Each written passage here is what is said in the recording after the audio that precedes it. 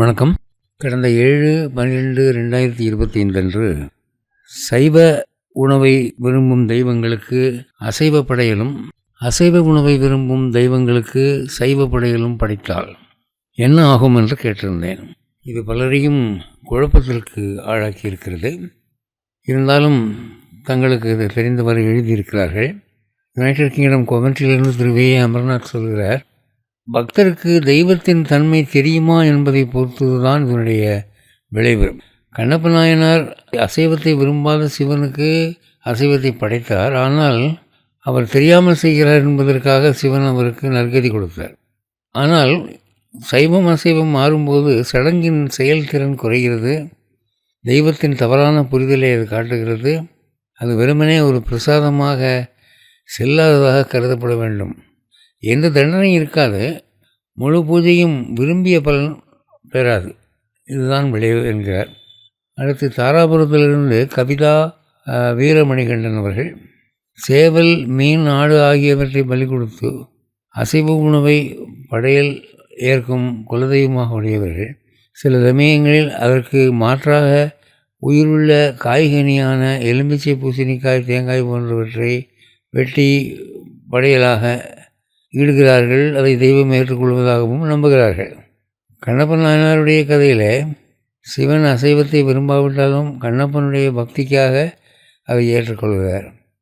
இதேபோல் சைவ வைணவ கதைகளிலே பல சூச்சகங்கள் சொல்லப்படுகின்றன. அடுத்து ஸ்ரீலங்காவிலிருந்து திருமதி சுபாஷினி கதிர்வேல் அவர்கள், சைவர்கள் வைணவர்களாகி இருவருமே உணவு படைத்து இறைவனை வழிபடுகிறார்கள். இதை இறைவன் ஏற்றுக்கொள்வதாகவும் நம்புகிறார்கள். எல்லா ஜீவராசிகளிடமும் அன்பையும் கருணையையும் காட்ட வேண்டும் என்று பகவான் கீதையில் கூறும்போது, விலங்குகளை கொன்றுவதை படைத்தால் பகவான் ஒருபோதும் மகிழ்ச்சி அடைய மாட்டார். அகோபிலத்தில் உள்ள 9 நரசிம்மஸ்தலத்தில் ஒரு நரசிம்மஸ்தலத்தில் மாத்திரம் அதிகாலம் தொட்டு மலைவாழ் மக்கள் மாம்சம் படைத்து வழிபடுகிறார்கள். கோவிலும் அதை அனுமதிக்கிறது. அது மாதிரி சந்தர்ப்பங்களில் பக்தருடைய அன்பை மட்டுமே தெய்வம் பார்க்கிறது என்று நாம் எடுத்துக்கொள்ள வேண்டும்.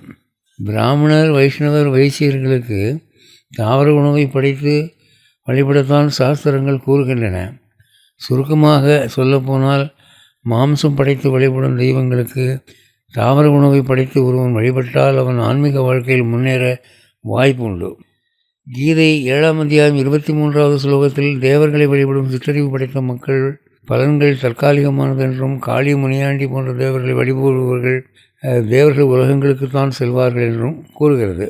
பத்திரம் புஷ்பம் பலம் தோயம் என்ற ஸ்லோகத்திலே தாவர உணவை படைப்பதைத்தான் பகவான் விரும்புகிறார் என்கிறார். அடுத்து சென்னை ஆயப்பாக்கம் கோவில் அர்ச்சகர் ஸ்ரீ ஆர் பத்ரி நாராயணன் அவர்கள் இந்த கேள்வி மிகவும் ஆழமானது என்றும் சிக்கலானது என்றும் ஒரு முன்னுரை வழங்கிவிட்டு ஒரு நீண்ட பதில் தருகிறார்.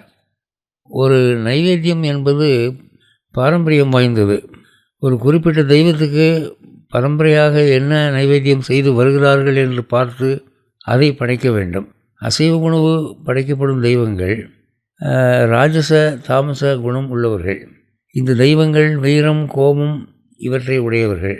சைவ தெய்வத்திற்கு அசைவம் படைக்கும்போது மரபு மீறலாக அது முடியும். இதன் விளைவாக தெய்வத்தின் கோபத்துக்கு ஆளாகி வழிபாட்டின் நோக்கம் சிதைந்துவிடும். கோவில் ஆகம விதிகள், சட்டத்திட்டங்கள் மிகவும் கண்டிப்பாக இருப்பதால் இது அனுமதிக்கப்படாது. மீறினால் கோயில் நிர்வாகிகள் மூலம் சட்ட ரீதியான விளைவுகள் வரும். அசைவ தெய்வத்திற்கு சைவ உணவு மட்டும் படைத்தல் இது கடும் விளைவுகளை ஏற்படுத்தப் போவதில்லை. அசைவம் படையில் உள்ள தெய்வங்களுக்கு நீங்கள் முழு மனதுடன் சைவ உணவை மட்டும் படைத்தால் அதை அந்த தெய்வம் ஏற்றுக்கொள்ளாது என்றோ, கிராமிய தெய்வங்களின் உக்கிர வடிவம் திருப்தி அடையாது என்றோ நம்பப்படுகிறது. இருப்பினும் காலப்போக்கில் பல கிராமிய தெய்வங்களின் வழிபாடுகள் சைவ முறைக்கு மாறி வருகின்றன. இங்கே பலி கொடுப்பதை தவிர்ப்பது என்பது அகிம்சை கொள்கையின் அடிப்படையில் வரவேற்கப்படுகிறது. ஆனால் அந்த தெய்வம் அதை ஏற்குமா? ஆகம விதிமுறையில் என்ன சொல்லப்பட்டிருக்கிறது என்று பார்த்து பெரியவர்களை கலந்து ஆலோசனை செய்து அதற்கேற்ப படையல் செய்ய வேண்டும் என்பதுதான் இங்கே சஜஷன். ஆகம விதிகளை மீறுவது நமக்கு வரம் தருவதாகாது என்று முடிக்கிறார். இந்த கேள்விக்கு பதில் சொல்வதற்கு முன்பு சில விஷயங்களை நாம் புரிந்து கொள்ள வேண்டும். உயிர் பலி கொடுப்பது என்பது ஒரு தவறான கொள்கை என்ற ஒரு கருத்து கடந்த 50 ஆண்டுகளாக நம் நாட்டில் வேரூன்றி வருகிறது. அதற்கு காரணம் சில தலைவர்கள் சைவ உணவையே தாமும் உட்கொண்டு பிறருக்கும் பரிந்துரைப்பதனாலே ஏற்பட்டது. சில மத கோட்பாடுகளிலே சைவ உணவு உயர்வாக பேசப்படுவதனாலே அசைவ உணவு தவறு என்ற ஒரு கொள்கையும், உயிர் பலி கொடுப்பது சட்டவிரோதம் என்கிற ஒரு மனப்பான்மையும் ஏற்பட்டுவிட்டது. ஆனால் இங்கே நம்ம ஒன்று யோசிக்கணும். இந்த அசைவ உயிர் பலி கொடுத்தல் என்பது உயிர்களுக்கு இரக்கமில்லாமல் நாம் கொடுமையாக நடந்து கொள்கிறோம் என்ற காரணத்துக்காகத்தான் தடுக்கப்படுகிறது, இல்லையா? அப்போது உயிர்கள் மேலே உங்களுக்கு அவ்வளவு இரக்கம் இருக்குமானா இந்த நாட்டில் எந்த காரணத்துக்காகவும் ஆடு கோழி முதலியவை வெட்டப்படக்கூடாது என்று சட்டம் கொண்டு வர வேண்டும். அதாவது கசாப்பு கடைகளிலே ஆடுகள் வெட்டக்கூடாது, கோழிகள் பிராய்லர் கோழி கூடாது, மீன் வியாபாரம் கூடாது, எந்த அசைவ உணவும் கூடாது என்கிற ஒரு கொள்கையை அரசாங்கம் கொண்டு வருமானால் உயிர் பலி தவறு என்கிற சட்டம் நியாயமாகும். ஆனால் அப்படி இல்லையே. உயிர்கள் மேலே இரக்கம் உள்ளது அரசாங்கம் என்றால் கசாப்பு கடைகளிலே வெட்டப்படும் உயிர்களுக்கு என்ன காரணம் சொல்கிறார்கள்? அடுத்து நீங்கள் இன்னொரு விஷயம் யோசிக்கணும். சில தெய்வங்களுக்கு உயிர் பலி கொடுக்கிறவர்கள் அப்படி பலி கொடுக்கப்பட்ட விலங்குகளின் இறைச்சியை வீணாக்குகிறார்களா? குப்பை தொட்டியில் வீசி எறிகிறார்களா? இல்லை, அதை அவர்கள் சமைத்து சாப்பிடுகிறார்கள் பிரசாதம் என்று. கசாப்பு கடையிலும் மீன் கடையிலும் எப்படி விலங்கினுடைய சதை உணவாக ஏற்றுக்கொள்ளப்படுகிறதோ அதுபோல உயிர் பலி கொடுக்கப்படும் இடங்களிலும் விலங்குகளின் தசை உணவாகத்தான் ஏற்றுக்கொள்ளப்படுகிறது. அப்போது உங்களுக்கு நியாயமான காரணம் அங்கே இல்லையே. உயிர் பலியை நீங்கள் தடுக்கிறதுக்கு என்ன நியாயமான காரணம் சொல்கிறீங்க? சமுதாயத்திலையும் அரசாங்கத்திலையும் கருணை அவ்வளவு வெள்ளமெடுத்து ஓடுதா? ஒரு நாளைக்கு எத்தனை ஆடு உயிர் போகுதுங்க, எத்தனை மாடுகள் வெட்டப்படுகின்றன, எத்தனை பன்றி கோழி மீன்கள் எவ்வளவு உயிர் இழக்கின்றன. அதையெல்லாம் பார்த்துக்கிட்டு அரசாங்கம் அது விற்பனை லாபம் என்கிற கண்ணோட்டத்தில் சும்மா தானே இருக்குது. இரக்கமுள்ள அரசாங்கம் அதையும் தடுக்கணும் இல்லையா? அது மட்டும் உணவு பழக்கம், சமுதாயத்தில் ஏற்பட்ட தொன்று தொட்ட பழக்கம், இது லாபகரமானது, அரசாங்கத்துக்கு வருமானம் தருகிறது என்று அதை கைகட்டி சும்மா இருந்து விடுகிறார்கள். அதனாலே இந்த கோட்பாடு ஒரு முன்னுக்கு பின் முரணானது. சுடலையாண்டிக்கு வழக்கமாக ஆடு கோழி வெட்டி பலி தரக்கூடிய ஒரு கோவிலிலே ஒரு சைவ உணவு விரும்பியின் தலையீட்டினாலே அசைவ உணவு தவிர்க்கப்பட்டு சைவ படையல் வைக்கப்பட்டது. அப்போ என்னாச்சு? அந்த பூசாரிக்கு வருஷா வருஷம் சாமி வர்ற மாதிரி அந்த வருஷம் வந்தபோது நீங்கள் வாக்கு மாறக்கூடாது, நீங்கள் பரம்பரையாக ஆடு கோழி வெட்டுறதாகத்தான் எங்களுக்கு நீங்கள் வாக்கு கொடுத்து இந்த கோவிலில் எங்களை இருக்க சொல்லி கூப்பிட்டீங்க, இருக்கிறோம், நாங்கள் அருள் செய்கிறோம்.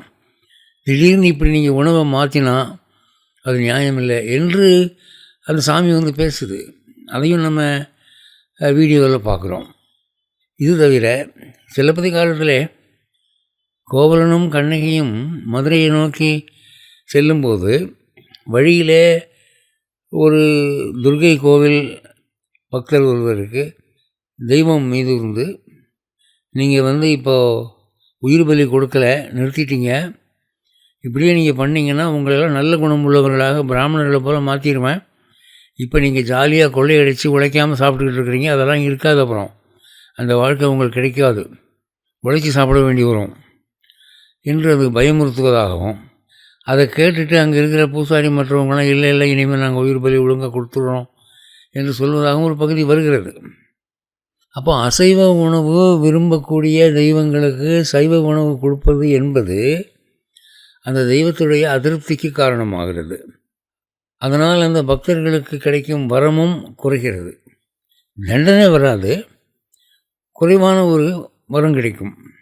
இப்போது சைவ உணவு விரும்பக்கூடிய தெய்வங்களுக்கு அசைவம் படைத்தால் என்ன ஆகும் அப்படின்னா, அவர்கள் தெரிந்து செய்கிறார்களா தெரியாமல் செய்கிறார்களாங்கிறது தான் கேள்வி. இதை பற்றி எந்த விதமான அறிவும் இல்லாதவன் ஒருவன் அந்த மாதிரி செய்கிறான்னா அந்த தெய்வம் கோச்சிக்காது, ஏற்றுக்கும், சரின்னு விட்டுடும். ஆனால் வேண்டுமென்றே இதை கொடுத்து பார்ப்போமே, கொடுத்தா என்ன அப்படின்னு வீம்புக்கு செய்தால் அங்கே தண்டனை வரும். இப்போ வாமனாவதாரம் இருக்குது. வாமனாவதாரம் முழுக்க முழுக்க ஒரு பிராமண அவதாரம், சைவ உணவு ஏற்றுக்கொள்ளக்கூடிய ஒரு அவதாரம். அதுக்கு வேணும்னே மீன் ஆடு கோழி வச்சோம்னா ஒரு வீம்புக்கு நம்ம செய்கிறோங்கிறது தெய்வம் பார்க்கும்போது அது நிச்சயமாக தண்டனை தான் முடியும். அதனால் ஒரு அன்பர் எழுதியிருப்பது போல் பாரம்பரியம் என்ன, இந்த கோவிலில் பாரம்பரியம் என்ன, பெரியவங்க என்ன பண்ணி வந்திருக்காங்க என்பதை பார்த்து அனுசரித்து அதன்படி நடக்க வேண்டும். புதுசாக நாம் ஒரு சட்டம் கொண்டு வரக்கூடாது, புதுசாக நம்ம ஒரு திருப்பத்தை ஏற்படுத்தக்கூடாது. அன்லெஸ் அது ஒரு தெய்வத்தின் உத்தரவாக இருந்தாலே ஒழிய. ஏன்னா உறவு வழி சில சந்தர்ப்பங்களில் ஒரு தெய்வம் இந்த சந்தர்ப்பத்தில் எனக்கு அசைவத்துக்கு பதிலாக சைவம் வேணும் அல்லது சைவத்துக்கு பதிலாக அசைவம் வேணும் என்று கேட்பது உண்டு. அது எப்பயாவது ரேராக நடக்கும், அதுக்கு சில காரணங்களும் இருக்கும், அது வேறு விஷயம். ஜெனரலி ஸ்பீக்கிங் நான் சொல்கிறது தான் அதுக்கு வழிமுறை. அதனால் இதை ஒரு திமிர்த்தனமாக செய்யாமல் அந்த கோவிலுடைய தொன்மையான பாரம்பரியம் என்னவென்று பெரியவர்களை கேட்டு செய்ய வேண்டும். இதுதான் இந்த வார கேள்விக்கு பதில். சரி, அடுத்த கேள்வி. இந்த வார கேள்வி, நம்ம ஆன்மீக வரலாற்று நூல்களிலே என்ன பார்க்குறோம்னா, ஒரு நண்பருக்கு இருந்த குஷ்டரோகம் போவதற்காக கூரநாராயணஜியர் சுதர்சன சதகம் நூல் பாடினார், அந்த ஒரு நோய் குணமானது என்று பார்க்குறோம். அதுபோல் கேரளாவில் நாராயண பட்டத்திரி குருவாயூரப்பனுக்கு நாராயணியம் பாடி வாத நோய் தீர்ந்ததாக பார்க்கிறோம். லக்ஷ்மி சகசரம் எழுதியவருக்கு கண்ணு ரெண்டும் குருடாக இருந்தது, அந்த நூல் எழுதினதுனால அவருக்கு கண் பார்வை வந்தது என்று பார்க்கிறோம். இப்படியாக நிறைய சரித்திர ஆதாரங்கள் இருக்கின்றன. ஆனால் இதெல்லாம் சில 100 ஆண்டுகளுக்கு முன்னே நடந்ததாக இருக்குது. இன்றைக்கி நடப்பு காலத்தில் 1800, 1900, 2000 இந்த காலகட்டத்தில் இந்த மாதிரி ஒரு ஆன்மீக நூலுக்கு இப்படி ஒரு விளைவு வந்தது, இந்த பாசுரம் சொன்னாங்க, நோய் குணமாச்சு, வயிற்று வலி போச்சு அப்படின்னு ஒரு பிரசித்தமாக நமக்கு செய்திகள் ஒன்றும் காதில் விழலை. அப்படி ஒரு சமாச்சாரம் பிரசித்தமாகவும் ஆகலை. பல பேர் இந்த நாராயணியத்தையும் லக்ஷ்மி சகசரத்தையும் சுதர்சன சதகத்தையும் படிக்கிறாங்க, நோய் நீக்கிறதுக்காக படிக்கிறாங்க. 4000 இருக்கிற சில பாசுரங்கள் நோயை குணப்படுத்தும் அப்படிங்கிற நம்பிக்கையிலையும் படிக்கிறாங்க. ஆனால் ஒரு ரிமார்க்கபிளான ஒரு முன்னேற்றம், ஒரு சென்சேஷனலான நியூஸு அப்படிங்கிற மாதிரி, இன்னாருக்கு கேன்சர் போச்சு, இன்னாருக்கு டிபி குணமாச்சு, முழுக்க ஆன்மீகத்தில் மருந்து இருந்தெல்லாம் ஒன்றும் இல்லை அப்படிங்கிற மாதிரி ஒரு செய்தி நமக்கு ஒன்றும் காணோம். அப்போது இந்த காலகட்டத்தில் நமக்கு கடுமையான வியாதிகளோ அல்லது மெல்லினமான வியாதிகளோ ஒரு ஆன்மீக ரீதியில் குணமாகிறதுக்கு மார்க்கம் உண்டா இல்லையா? உண்டுன்னா அது என்ன செய்யணும், என்ன செஞ்சால் நமக்கு நம்பகமான ஒரு குணம் கிடைக்கும் என்று நமக்கு ஒரு கேள்வி நம்ம முன்னே நிற்குது. இதைத்தான் நான் உங்களுக்கு கேட்குறேன். அன்னைக்கு நாராயண பட்டத்திற்கும் கூரநாராயணஜி இருக்கும் லக்ஷ்மி சகசரம் பாடியவருக்கும் அற்புதங்கள் நடந்து உடல் குணமானது. அது மாதிரி இன்றைக்கி நமக்கு ஒரு சவால் விட்டு ஒரு நண்பருக்கு இதை நீங்கள் செய்யுங்க நிச்சயமாக குணமாகும் அப்படின்னு சொல்கிறதுக்கு ஏதாவது வழி இருக்கா? அல்லது நடக்குதா இன்றைக்கி நாட்டில் எங்கேயாவது முன்னுதாரணம் காட்ட முடியுமா? அப்படி ஒரு நூல் இருக்கா அல்லது நாம் எழுதணுமா சொந்தமாக என்ற ஒரு கேள்வி நிச்சயமாக முன்னிழலாடுகிறது.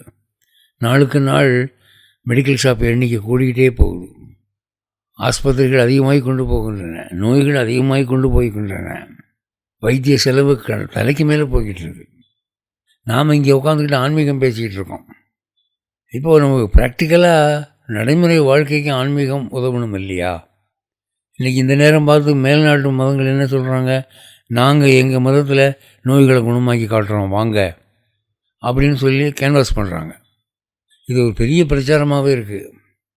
அப்போ அவங்களுக்கு போட்டியாக நாம் இங்கே சனாதன தர்மத்தில் ஏதாவது சொல்ல முடியுதா?